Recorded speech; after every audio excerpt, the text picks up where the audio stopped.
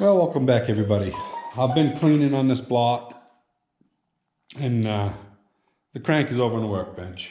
I was going to grind that first, then I decided I'd go ahead and clean the block, and I had one piston already out, so I thought, well, probably ought to break the glaze before I put everything back together.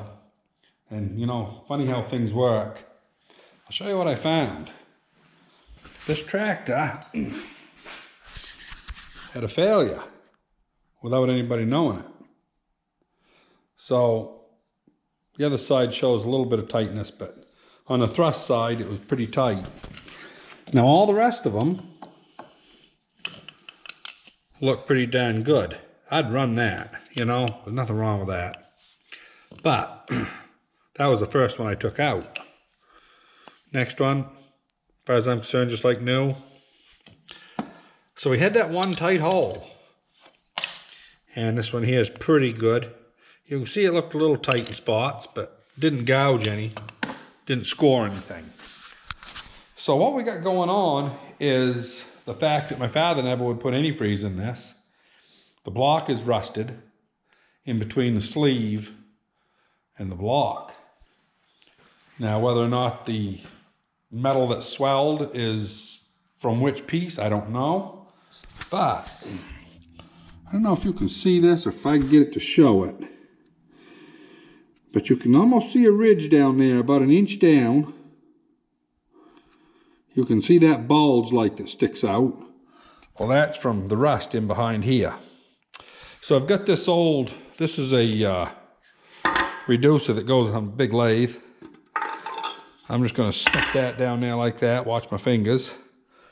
And I'm just beating on the side of it, just moving around. I'm not going to show it because it's just beating. You know, a lot of guys, they make pullers and stuff. And if I did Super C's all the time, this is probably the only one I'll ever do. I mean, the last one I did was over at my father's. That was probably 30 years ago. So I don't make a habit of doing them. I don't see any reason to make a whole kit, you know, to pull that sleeve. Not when they're wet, you can just drive them out. When I get ready to do the H's out there, I'll probably make a kit for that because that's a dry sleeve. It'll pull hard the whole way. So it gives you a reason to do it, and I got more than one engine that I'll be dealing with. But this here, I'm just going to beat them out. I'll bring you back if I can get this thing out. I'm going to pound. I've struck it twice, and I've moved it about maybe a 32nd of an inch. So not bad, but I'm going to go put my earmuffs on and get at it.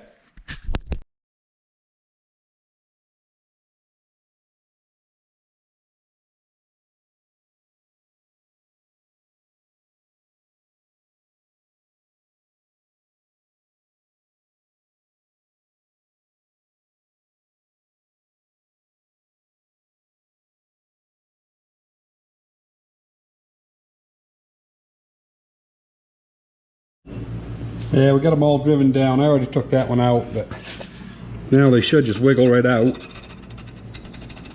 Yeah.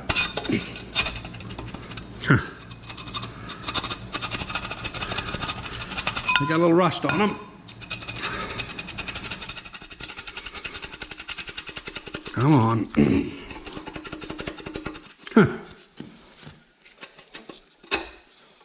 Well, let me put you back up on the stand. I'll frig with them for a second.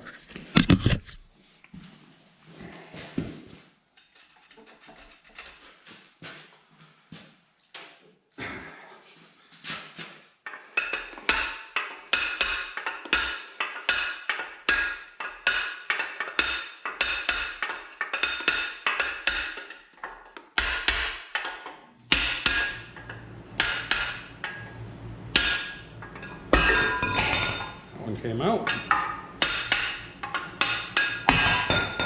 Beautiful.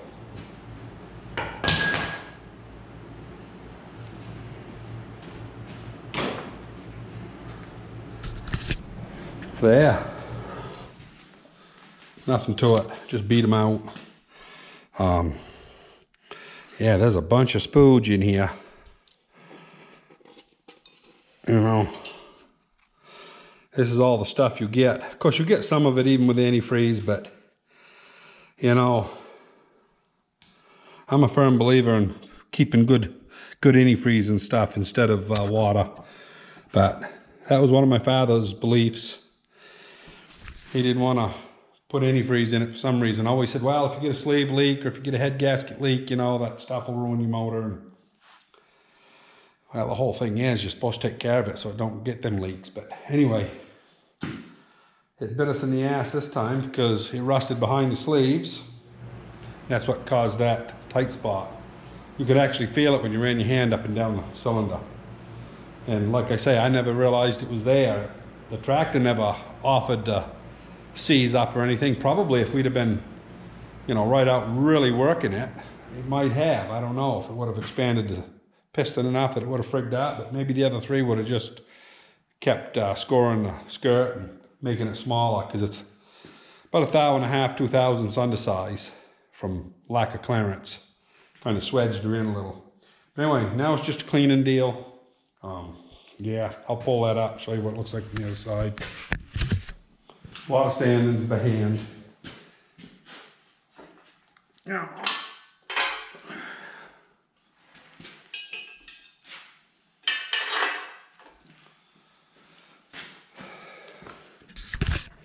Most important thing on these is when you get done, all the stuff here can have no carbon in it or no rust.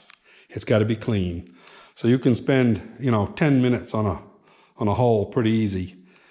And of course I gotta, like I said, get all this snot out of here. And there's a lot of it. I'm glad I pulled the sleeves. I wasn't gonna, but quite obvious after, 1980. Been 42 years.